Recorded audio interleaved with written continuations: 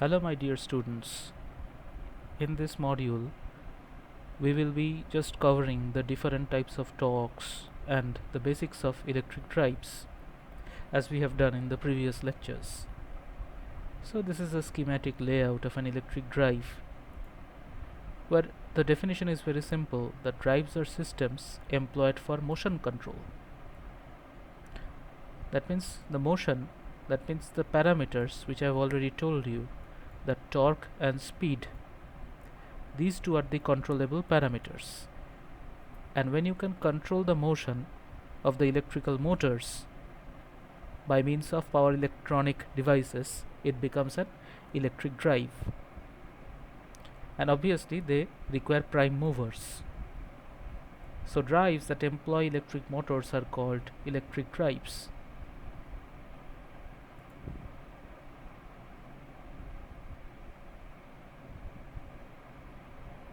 So these are some key points, that about 50% of the electrical energy are used for drives. Of course, 50% of the electrical energy are used for electric drives. And now they may have fixed speed and they may have variable speed. So about this is the distribution, that 75% of the drives that you will see in the industry are of constant speed. The remaining 25% are of variable speed, and the number will change a bit.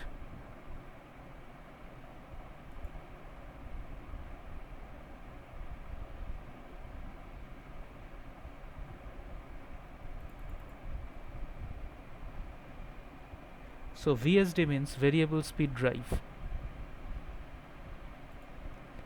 So you see that there is a power supply which is given to a motor, and a load is coupled with the rotor or the shaft of the motor, and that is a pump. So what is the job of the pump? To maintain the water flow with the help of a valve, to push the water level from one point to another point. So now it becomes an electric drive. So this is constant speed drive, because speed control you need not require in a pump. The domestic pumps that we use in practice, they are of constant speed. So it is the example of a constant speed drive. So you see, this is the law of conservation of energy, that the input power which is given by P in is equal to the power output, that is P out, plus P losses. And here in this case the power loss mainly occurs in the valve.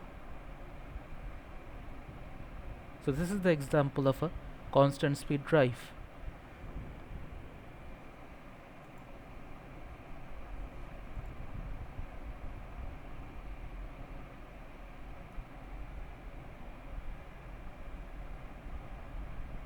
So now let us study how can I make the speed variable.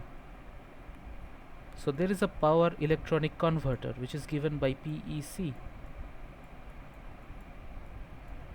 So what is done by this power electronic converter? Mainly voltage control.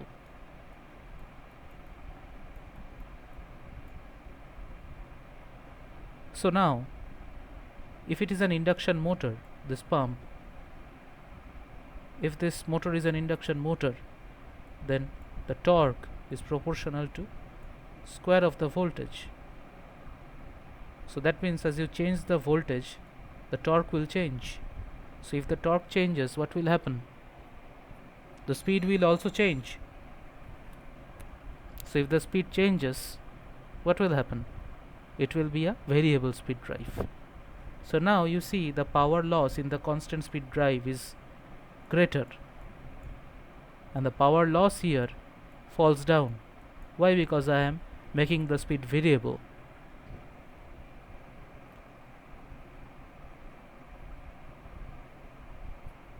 And the speed of the flow I was controlling through the valve over here, but here I do not.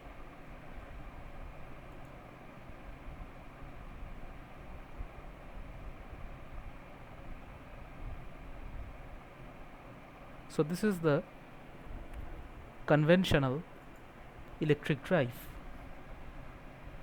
So you see that this AC motor is basically a prime mover. What it is doing? I am giving some power supply, say V in or Vs, to the input of this AC motor. So what will happen? The AC motor will rotate with a particular torque and speed. So I will get some rotational energy. So let the speed and the torque be omega and tau respectively. So now the shaft is coupled to that of the DC generator. So this is the coupling shaft. So what will happen? The prime mover of the generator that will rotate, and it is a separately excited DC generator.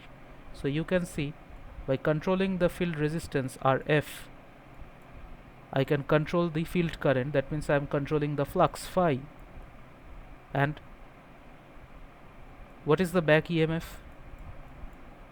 or EG? In case of the generator it will be EG.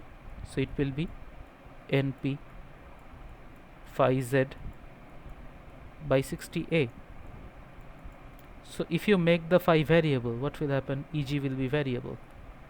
So that means a variable DC you are giving at the input of the DC motor.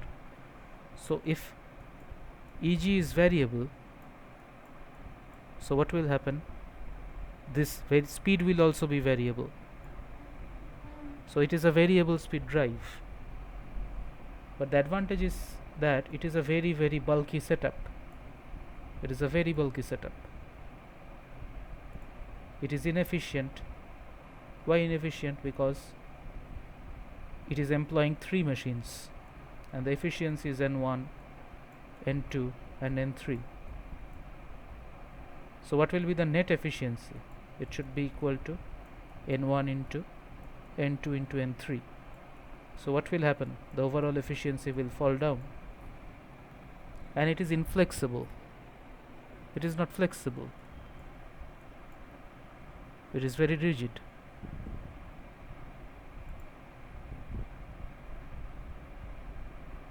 So this is the controlled drive. This is the block diagram of a controlled drive. So you have a source, and the source is fed to a power electronic converter. So what may be a power electronic converter? It may be a chopper, it may be a rectifier, right? Or it may be an inverter, depending on the machine which you choose. So the output, that means Vs, is made variable. So that means the converter will just convert this source to a variable source, a fixed source to a variable source.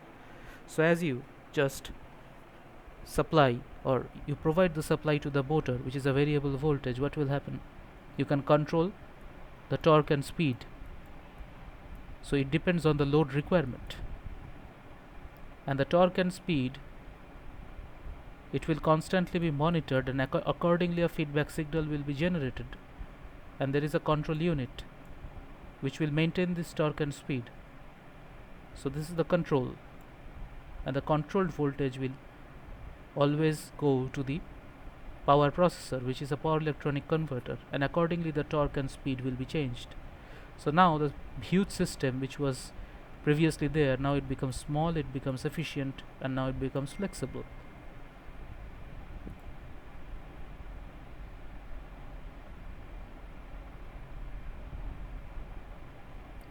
So now this is the schematic layout of modern electric drives. So it has a power source, and it is interfaced with renewable energy nowadays, because you see the fossil fuels, they are getting depleted day by day. So the renewable energies are the alternatives, and it gives us sustainable development. So what are the renewable sources of energy? It may be a PV source, or it may be a wind source.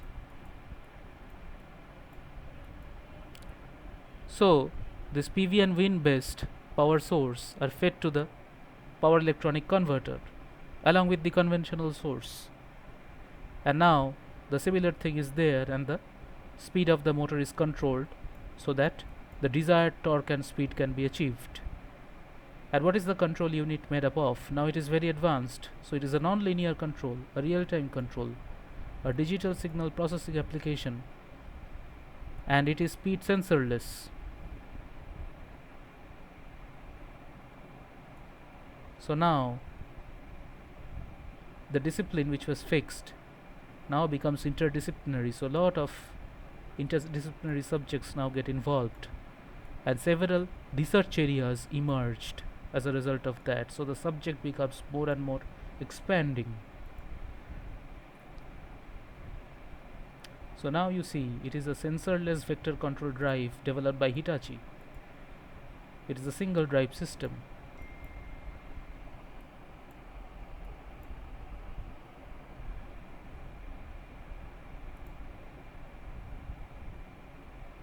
This is a multi-motor drive, a multi-drive system.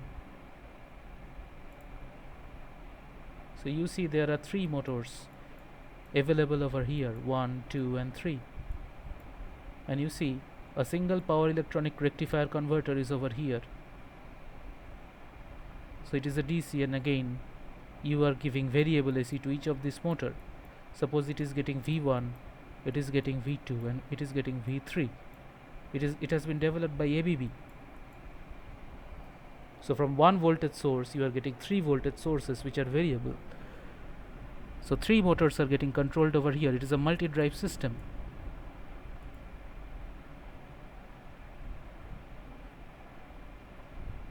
So what are the different components of electric drives? So the motors which are employed are DC motors. It may be a permanent magnet or a wound field motor. It may be AC machine. AC machines means induction machines or synchronous machines, or a brushless DC machine. What are the power sources? The power sources are of 2 types, DC or AC. If you use DC, it may be battery, it may be fuel cell, it may be an unregulated photovoltaic source. If it is AC, it is a single phase AC or a 3-phase AC. Along with that, it is an wind generator which is unregulated. What is a wind generator? It is a 3-phase induction generator. So what are the power processors? This is a controller which is used. It is used to provide a regulated power supply. So it may be a combination of modern power electronic converters. So it is more efficient, more flexible, more compact. So depending on the motor you use, or depending upon the application, you need to convert from AC to DC. Maybe a fixed DC to a variable DC, a DC to AC, or an AC to AC, which is a cycloconverter.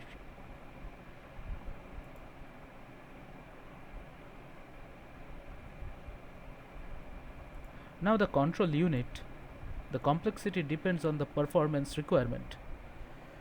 So it is analog. If it is analog, it will be noisy, it will be inflexible. Ideally, it will have an infinite bandwidth.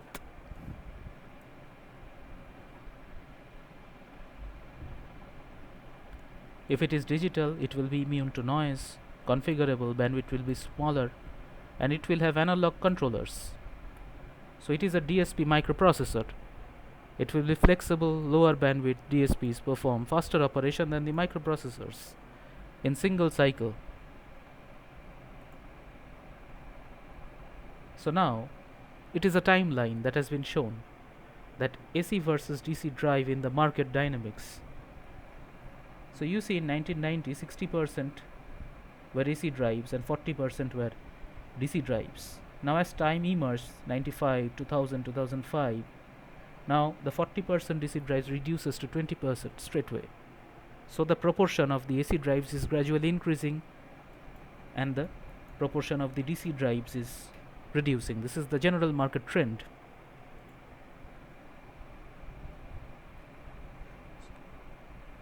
So what is an overview of AC and DC drives?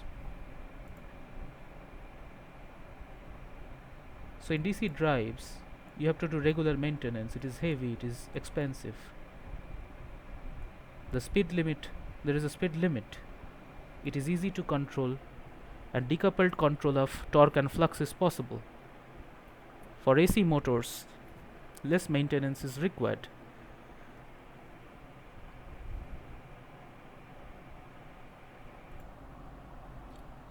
So what about the AC motors? The AC motors require less maintenance, they are light, they are less expensive, they have high speed, they have variable torque and flux. So the coupling between torque and flux is there, which is variable, and the spatial angle between the rotor and flux is always there. So this is the overview. Some more points are there.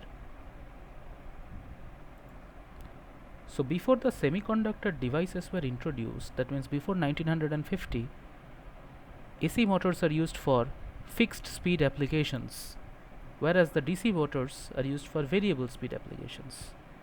But after semiconductor devices were introduced, after 1950s, variable frequency sources are available. The AC motors in variable speed applications, so they are coupling between flux and torque control. The application is limited to medium performance. And the applications, what are the applications? Fans, blowers, compressors. So high performance applications are dominated by DC motors, like tractions, elevators, servos, etc.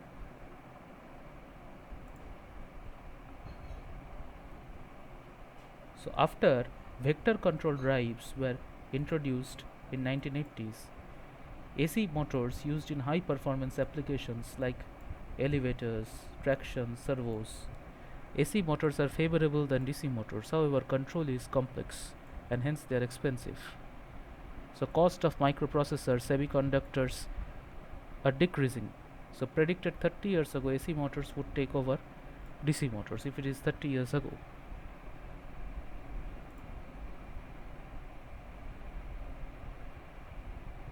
So now these are the different classification of induction motor drives. So they have variable frequency control. The scalar based controllers are V by F control, which is constant, and this is variable speed control, that is IA. And what are the vector control? Vector control have main 4 types. So field control, field oriented control, feedback linearization, if it is a closed loop, then DTC, that is direct torque control, passivity based control. So we will be more interested on the field control and the direct torque control. So in field oriented control, we have the rotor flux control and the stator flux control. And the rotor flux control is subdivided into direct control or indirect control. And the direct torque control, they are circular flux trajectory. So these are the classification of induction motor drives. And the direct torque control is based on PWM inverter fed AC motors. So a survey has been done by these 2 authors, which was published in IEEE Transactions on Industrial Electronics in 2004.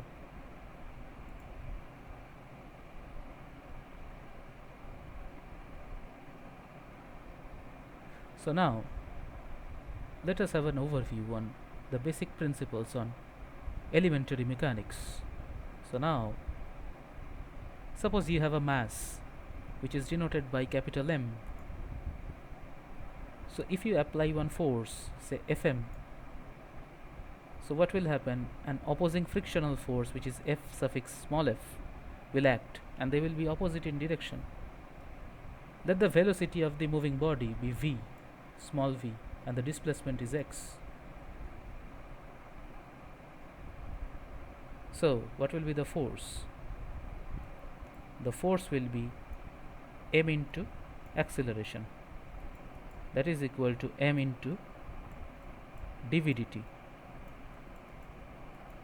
and the total is equal to what? The resultant force. So Fm minus Ff, and dv dt is equal to mf, and here it is given by ma. So a stands for acceleration. So first order differential equation for speed over here, and second order differential equation for displacement. So v I can write as dx dt, so it will become m d2x dt2. So this is the second order differential equation, and this is the first order differential equation. The similar thing is applied in case of rotational motion.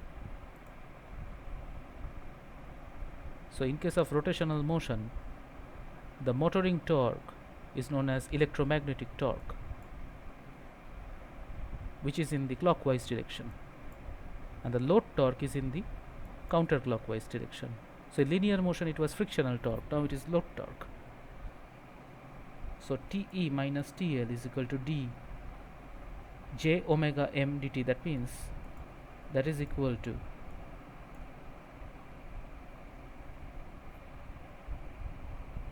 j d omega m dt plus omega m dj dt. So the inertia is constant, so dj dt will be 0, so this reduces to 0, and you are left with j d omega m dt. Again, omega m is equal to d theta dt, where theta is the angular displacement. So if you replace this, it will become j d2 theta dt2. You see that this equation is analogous to that of the linear equation. So in terms of angular displacement, it is a second order differential, while in terms of speed it is a first order differential. So we will stop over here for today, and we will continue this in the next class. Thank you.